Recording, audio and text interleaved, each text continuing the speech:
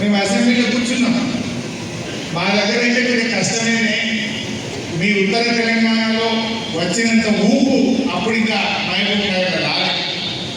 నేను గెలుస్తానో గెలవనో నాకు డౌటే ఉన్నది. కానీ మన నాయకుడు కేసీఆర్ చెప్పిండు, నిజాయితీగా రాజీనామా చేస్తా.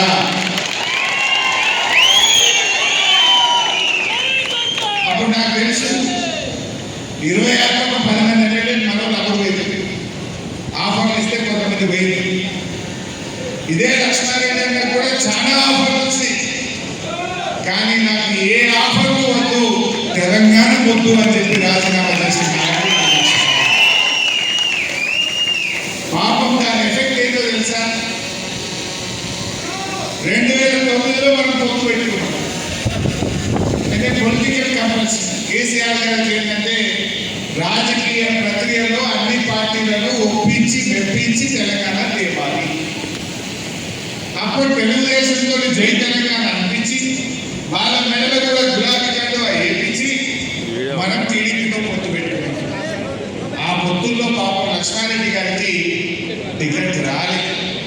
ఇంకోటైతే జంపు కొట్టి తెల్లారికి ఇంకో పార్టీ టికెట్ తెచ్చుకోవడానికి.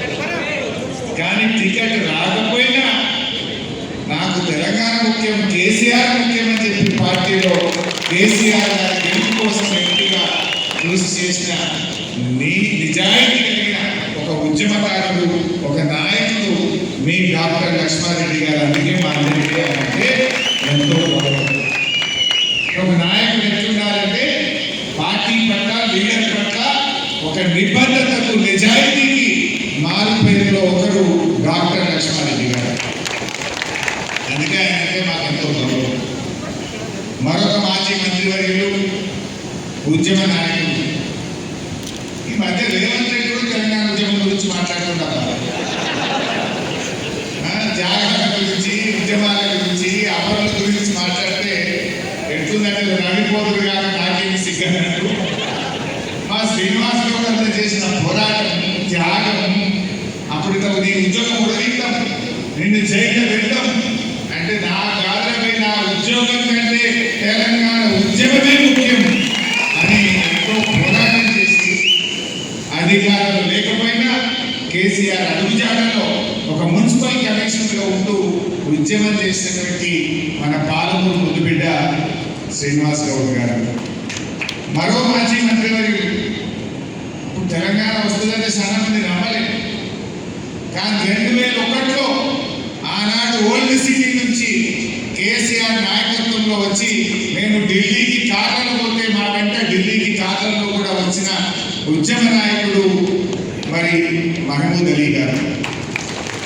అదేవిధంగా మాజీ శాసనసభ్యులు గౌరవనీయులు ఆద వెంకటేశ్వర రెడ్డి గారు, మా అంజయ్య యాదవ్ గారు, నరేందర్ రెడ్డి గారు, కార్పొరేషన్ చైర్మన్లు వాలియా నాయక్ గారు, అదేవిధంగా సోదరిమణి క్షమించాలి మన పాలమూరు ముద్దుబిడ్డ, మరో గొప్ప నాయకుడు. నిజంగా ఈరోజు ఈ తెలంగాణ అభివృద్ధి జరగాలి.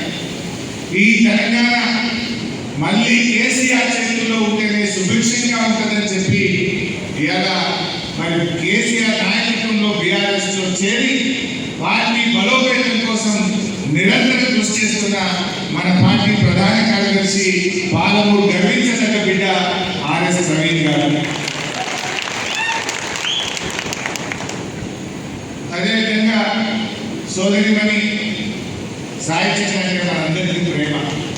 సాయి చంద్ర గారు సతీమణి రజనీ సాయి చంద్ర గారు, తమ్ముడు ఎరుల శ్రీనివాస్ గారు, ఆల వెంకటేశ్వర రెడ్డి గారు, రాంభల్ గారు, వాల్యా నాయక్ గారు, అదేవిధంగా మా యాదయ్య గారు, ప్రభాకర్ రెడ్డి గారు, కరటి రాజు గారు, నాకు పేరు మర్చిపోయి తప్పట్టుకోకండి. వేదిక మీద ఉన్న బీఆర్ఎస్ పార్టీ సీనియర్ నాయకులు, మన బీఆర్ఎస్ కుటుంబ సభ్యులు, మీడియా మిత్రులు అందరికీ పేరు మీద నమస్కారం తెలియజేస్తా ఉన్నాను. పొద్దున్నే 9:30 మేము మిర్జిల్ మీదకి తిరుగుకుంటూ వస్తా ఉన్నాం. ఇలా జడ్చర్ల కార్యకర్తల జోష్ అయితే చాలా జబర్దస్త్గా ఉన్నది.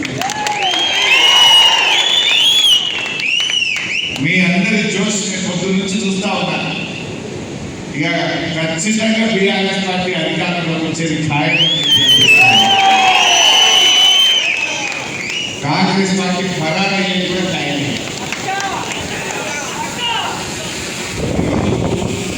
ఏం జరుగుతా ఉంది? రేవంత్ రెడ్డి గారు ఇలా హైదరాబాద్లో మీటింగ్ పెట్టింది.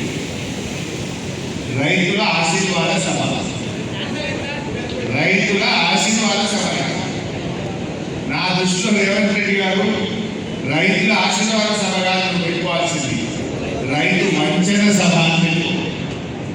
రైతుల్ని అడుగడుగుగా వంచింది, రైతుల్ని అడుగడుగుగా మోసం చేసింది కదా రేవంత్ రెడ్డి. మొన్న యాసంగి రైతు బంధు పడ్డారే, పడ్డదా? మా దగ్గరికి సిద్దిపేటకి వచ్చింది. మా దగ్గరికి వచ్చి ఏం చెప్పిండు? యువయ్యాల ఎకరానికి రైతు బంధు వేసుకున్నా 45 రోజుల్లో మొత్తం 9,000 కోట్ల రూపాయల రైతు బంధు వేస్తాను. పడ్డాయా మరి? 45,000 100 రోజులకు వచ్చేసి 100 రోజులకు వచ్చేసి ఆ రైతు బంధు వేయలే. కానీ మళ్ళీ ఇప్పుడు వానకాలం రైతు బంధు ఇవాళ ఒక 2 ఎకరాలకు వేస్తారు. యాసంగి 2 ఎకరాలు వేసి మిగిలిన కొట్టి మళ్ళీ ఇప్పుడు వానకాలం 2 ఎకరాలు వేస్తాయి. ఇవాళ రైతు ఆశీర్వాద సభ అని పెట్టింది. అసలు రైతులకు ఇచ్చిన ఒక్క హామీని అమలైందా? ఏం చెప్పిన రైతులకు రుణమాఫీ చేస్తారు. రుణమాఫీ అయినాడే ఇట్లా కాలంలో ఎంతమందో చేయాలని చూస్తారు కదా. 8 మంది కావాలి. ఇలా 2 లక్షల లోపలకు కావాలి, 2 లక్షల పైన కూడా రుణమాఫీ కావాలి. 50,000 రుణమాఫీ కావాలి. 1,50,000. ఏం పేరు? జనకేశం. ఎవరే? సో జనకేశ్వరుడు 1,50,000 రుణమాఫీ కావాలి. అట్లా 7,30,000 ఉన్నాయి. ఇవాళ రుణమాఫీ 2 లక్షల లోపలకు కావాలి, 2 లక్షల పైన కావాలి. రేవంత్ రెడ్డి నల్లగొండ మాట్లాడుతుండు. కొట్టేసి చెప్తున్నా, వచ్చే ఎన్నికల్లో మూసి పూర్తి చేస్తా అంటుంది. ఒట్టేసి చెప్తున్నా, మూసి పూర్తి చేస్తా అంటుంది. అసలు ఆ ఒట్టు అనే దానికి ప్రాణం ఉంటే రేవంత్ రెడ్డి పెట్టి ఒట్లకి అది ఉరిపెట్టుకొని చచ్చిపోతుంది. ఏ ఒట్టు పెట్టుడు? అప్పుడు పార్లమెంట్ ఎన్నికలకు ఏమన్నాడు?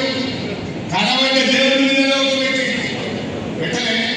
మన పాలమూరు పురుగుడి మీద కూడా పెట్టి 15 ఆగస్టు కల్లా రైతు రుణమాఫీ చేసి భూమి బద్దలైనా ఇంట్లో అడుగొచ్చినా, తుఫాన్ వచ్చినా, భూకంపం వచ్చినా 15 ఆగస్టు కల్లా రుణమాఫీ చేస్తాడు.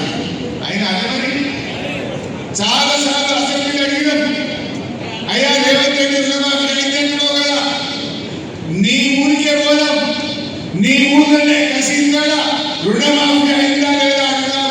100% అయిందంటే మేము రాజీనామా చేస్తాం, నువ్వు తయారా రేవంత్ రెడ్డి అని అడిగినాం. సబ్బు లేదు. ఇవాళ పొద్దున తుమ్మల నాగేశ్వరరావు మాట్లాడుతున్నాం. ఏ రుణమాఫీ మొత్తం అయిపోయింది, మొత్తం అయిపోయింది.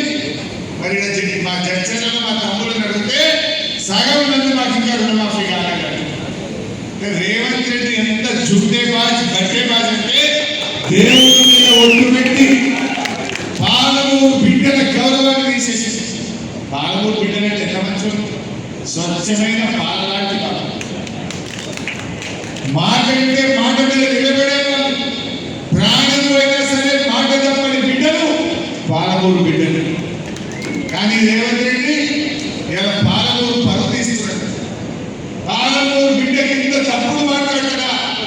దేవుడి మీద ఒట్టు పెట్టి మోసం చేస్తాడని ఇలా పాలమూరు పరువు తీసే విధంగా రేవంత్ రెడ్డి యొక్క ప్రవర్తన ఉన్నది. ఒక్కసారి రుణమాఫీ గురించి చూద్దాం ఏం మాట్లాడారు.